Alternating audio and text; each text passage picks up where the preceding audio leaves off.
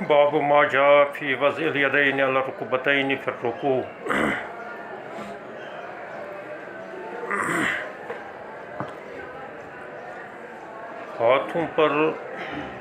ہاتھوں کو گھٹنوں پر رکھنے کے سلسلے میں جو یہ باب قائم کیا گیا،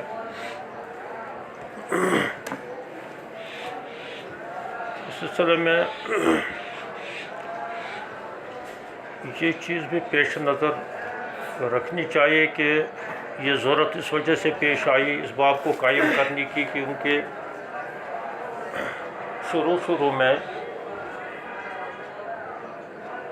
مسلمان جب نماز پڑھتے تھے تو تطبیق کرتے تھے۔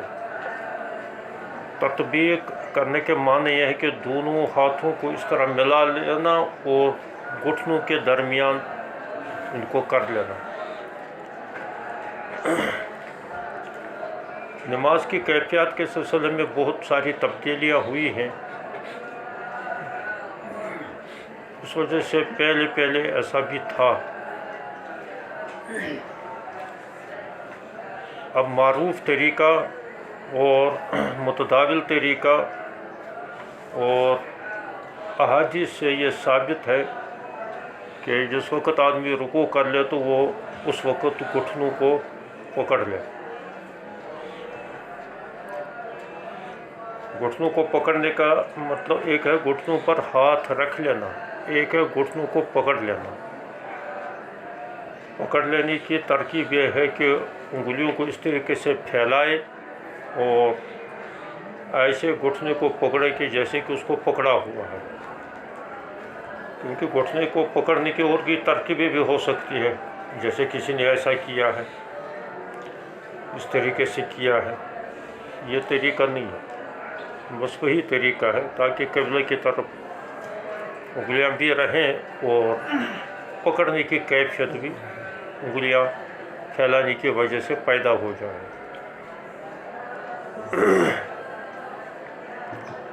اور رکوع کے اندر جیسے آگے بھی باب آئے گا کہ رکوع کے اندر یہ بھی لازمی ہے کہ صلب کو، پشت کو برابر کر لیں۔ پشت برابر کرنے کا مطلب یہ ہے کہ سر اور شریر ایک لیول پر آ جائے اور پشت جو ہے یہ بیچ میں ٹیڑھا نہ رہے بلکہ پھیلا ہوا رہے، اس طریقے سے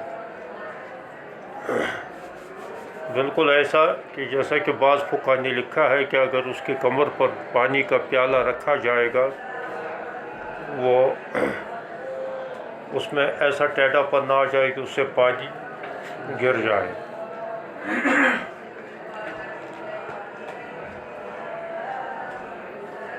یہ اصل طریقہ ہے۔ اور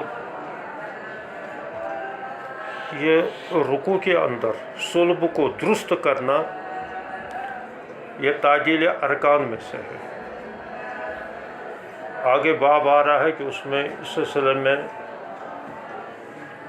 یہ بات بھی آئی ہے کہ جو شخص صلب کو درست نہیں کر لیتا کہ اس کے لیے اس کی نماز کافی نہیں ہے یا نماز جائز نہیں ہے، دونوں ترجمے اس کے کریں، لا یجزئ صلاۃ۔ لہذا صلب کو درست کر لینا یہ تعدیل ارکان میں سے، اور تعدیل ارکان جو ہے ائمہ ثلاثہ کے نزدیک فرض ہے اور ہمارے نزدیک واجب ہے۔ تعدیل ارکان کا مطلب یہ ہے کہ ہر رکن کامل طریقے پر ادا کیا جائے۔ رکوع کا کامل طریقہ یہی ہے اور سجدے کا کامل طریقہ یہ ہے کہ پوری طرح آدمی جو ہے جلسہ کر لے اور اس کے بعد دوسرا سجدہ کر لے، اور رکوع کے بعد جو قومہ کر لیتا ہے تو وہ قومہ بھی پورا ہونا چاہے، یعنی جسم اپنی حالت پر اس کے تمام جوڑ آ جائیں اور اس کے بعد جو ہے وہ سجدے میں چلا جائے۔ تو چونکہ یہ ارکان ہیں سجدے اور رکوع نماز کے، تو ان کو مکمل طریقے پر انجام دے دینا یہ واجب ہے، اور وہ نماز ناقص رہ جاتی ہے کہ جس میں تعدیل ارکان نہ ہوا ہو۔ لیکن یہاں ایک بات مولانا سید صاحب پالن پوری رحمۃ اللہ علیہ نے لکھی ہے کہ جس وقت وہ رکوع کر لے آدمی تو اس وقت یہ بازو جو ہے یہ تنے ہوئے رہنے چاہیے، یعنی اس طریقے سے یہ ٹیڑھے نہ ہونا چاہیے۔ لیکن میری سمجھ میں یہ نہیں آیا، یہ عملاً ناممکن ہے۔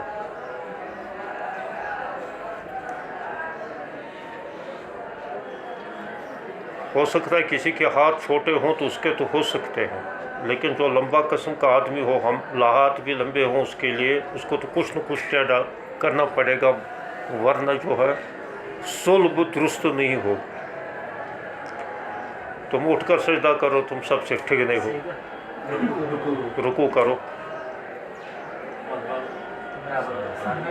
ہاں، پوچھتے درست ہو گیا اس کے، تم دیکھ رہے ہو نا؟ ہاں، اس کا یہ تنا ہوا ہاتھ رہا، لیکن ذرا اب تم کرو۔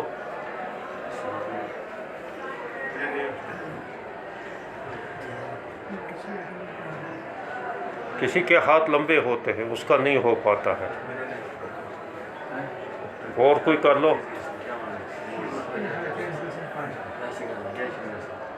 نہیں زیادہ جھکے ہو، تھوڑا اوپر ہو جاؤ۔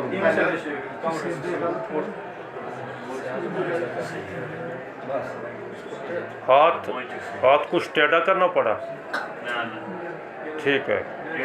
اور بھی کسی کے ہاتھ لمبے ہیں؟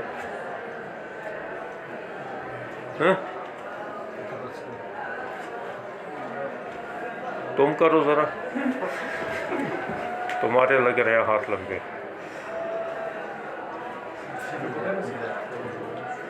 آگے سے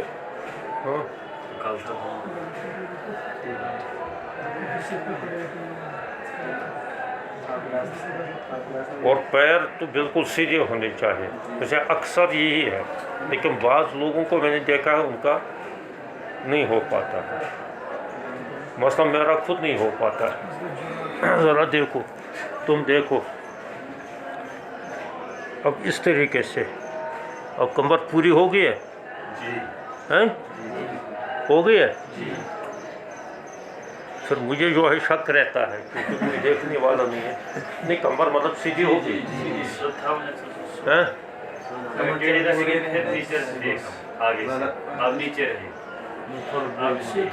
اوپر۔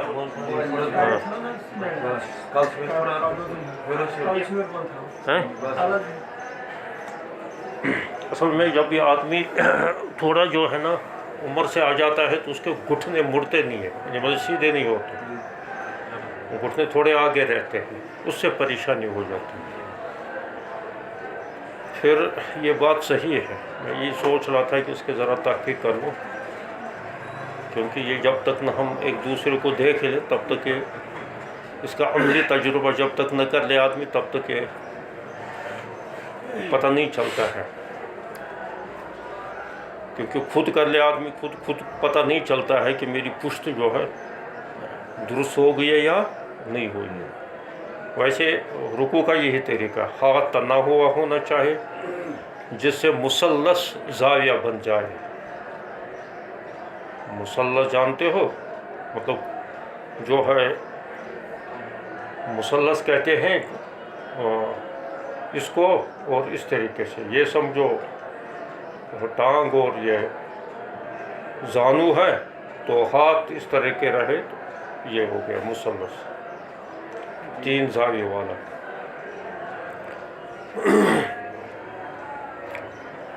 تو بہرحال یہ نماز جو ہے نا اصل عملی مشق سے زیادہ تعلق رکھ لیتے ہیں۔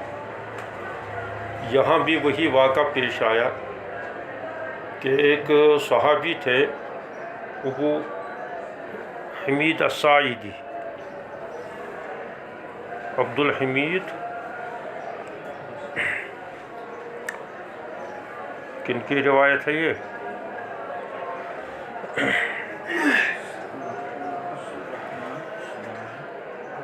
ابو حمید الساعدی.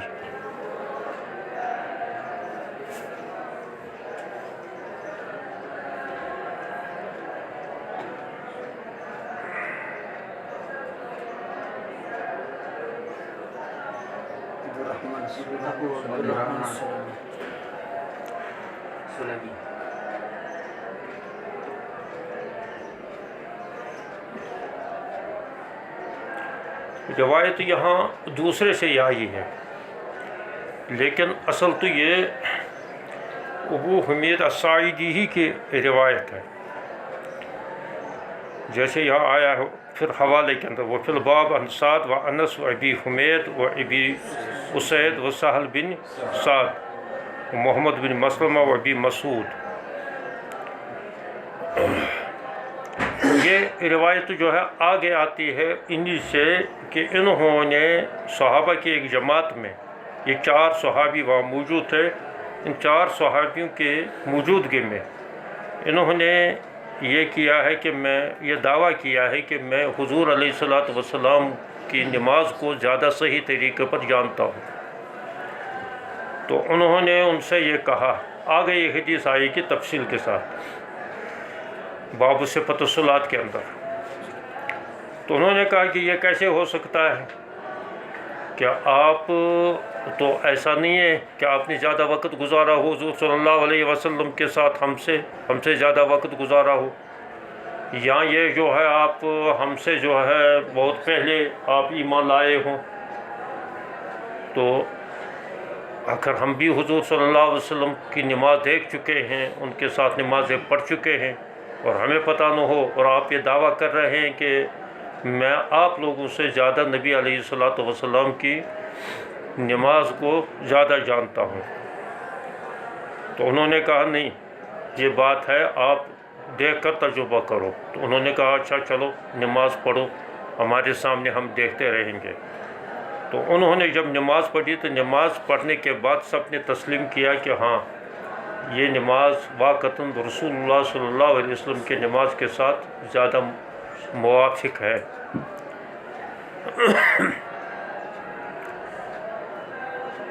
تو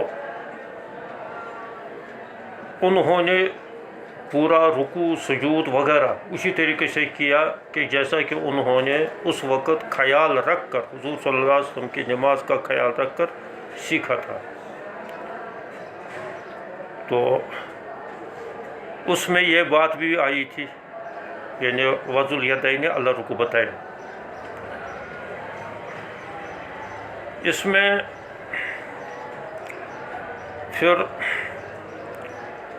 ایک روایت آئی ہے، یہ امام ترمذی فرماتے ہیں کہ حدیث عمر حدیث حسن صحیح والعمل علی ھذا عند اہل العلم من اصحاب النبی صلی اللہ علیہ وسلم والتابعین ومن بعدهم لا اختلاف بینہم فی ذلک الا ما روی عن ابن مسعود و بعض اصحابہ، کہ ان کے بعض ساتھیوں سے، شاگردوں سے اور حضرت عبداللہ ابن مسعود سے یہ نقل کیا جاتا ہے کہ انہوں نے ایک دفعہ اپنے شاگردوں کو نماز پڑھائی اور ان سے یہ کہا کہ میں تمہیں نبی علیہ الصلوۃ والسلام کے طریقے پر ایک نماز پڑھا لیتا ہوں.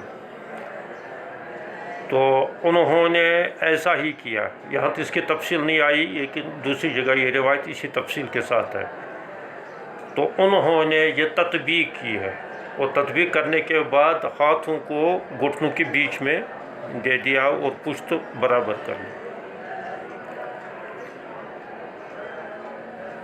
پھر یہ بات جب پہنچی حضرت سعد بن وقاص کے پاس،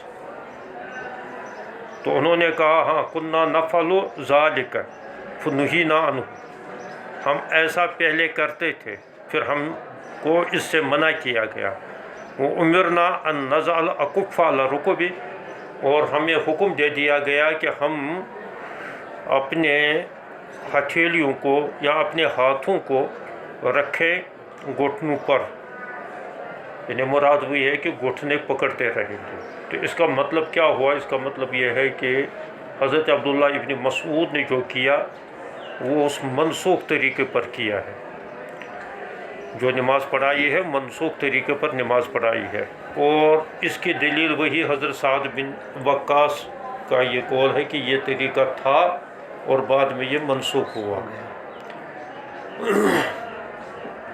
اب سوال یہ پیدا ہوتا ہے حضرت عبداللہ ابن مسعود رضی اللہ تعالی عنہ نے ایسا کیوں کیا جب یہ منسوخ ہو چکا تھا، اور ایک دفعہ اس نے یہ نماز پڑھائی ایسی، باقی نمازیں تو وہ ویسی ہی پڑھاتے تھے کہ جیسے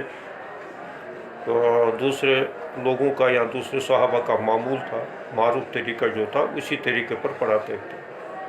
یہ ایک دفعہ ایسا کیا ہے۔ یہ یاد رکھ لینا چاہیے، یہ پہلے بھی یہ بات آئی تھی کہ صحابہ بعض دفعہ مرجوح اور منسوخ طریقوں پر بھی کبھی عمل کر کے دکھاتے تھے۔ اس زمانے میں علم کی باتوں کو، دین کی باتوں کو اگلی نسل تک پہنچانے کا یہی طریقہ تھا۔ اس کی روایت حضور علیہ الصلاۃ والسلام ہی سے پڑھی تھی کہ حضور علیہ الصلاۃ والسلام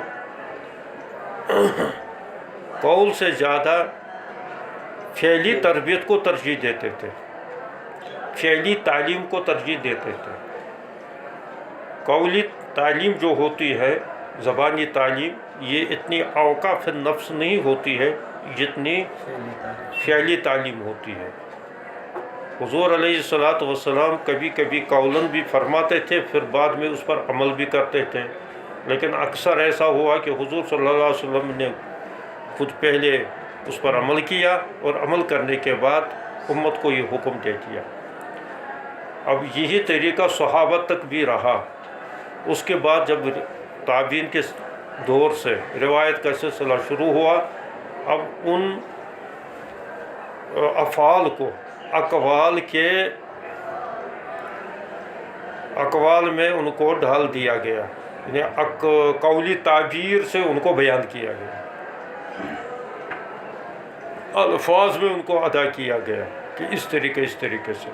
تو بعد میں یہ روایت چل پڑی ہے محدثین کے دور تک، یعنی تابعین سے دور سے لے کر محدثین، اور محدثین سے اب شاذ و نادر ہی کوئی ایسا ہوگا کہ کوئی استاد جو ہے اپنے طالب علموں کو عملی تربیت، عملی مشق دکھا دے۔ زیادہ سے زیادہ حدیث کے الفاظ کی تشریح کی جاتی ہے، اور یہی وجہ ہے کہ یہ قول سے تو سمجھ لیتے ہیں طلباء، یہاں دوسرے حضرات جن کے سامنے ہم لمبی چوڑی تقریریں کرتے ہیں، نماز ایسی پڑھنی چاہے، ایسی پڑھنی چاہے، لیکن گوارا کبھی نہیں کر لیتے ہیں کہ ان کے سامنے کبھی عملی مشق کر کے ان کو بھی دکھا دیں۔ یہ اس کی وجہ جو ہے، عملی تربیت نہ ہونے کی وجہ جو ہے یہی ہے کہ اس کی طرف جو ہے توجہ کرنا ہم نے چھوڑ دیا ہے۔ دین جو ہے اصلاً عملی شکل کا نام ہے، عملانے کا نام ہے۔ صرف تبلیغ، صرف جو ہے اس کی جو ہے تشریح کافی نہیں ہے۔ تو بعض بزرگوں نے کیا ہے اس کا، حضرت مولانا ابرار الحق صاحب رحمۃ اللہ علیہ کے یہاں، اور اسی طریقے سے آج کل بھی کچھ جگہ حضرت مولانا سید بلال حسین تھانوی دامت فیضہم کے یہاں بھی عملی مشق کرائی جاتی ہے۔ اس میں بھی جو ہے پھر وہ جس کو ذمہ لگایا جاتا ہے وہ بھی فارملٹی کے طور پر کر لیتے ہیں، لیکن بہرحال نماز ایک ایسی چیز ہے جب تک اس کی عملی مشق کی جائے تب تک اس کو کما حق کو سیکھنا بڑا دشوار ہے۔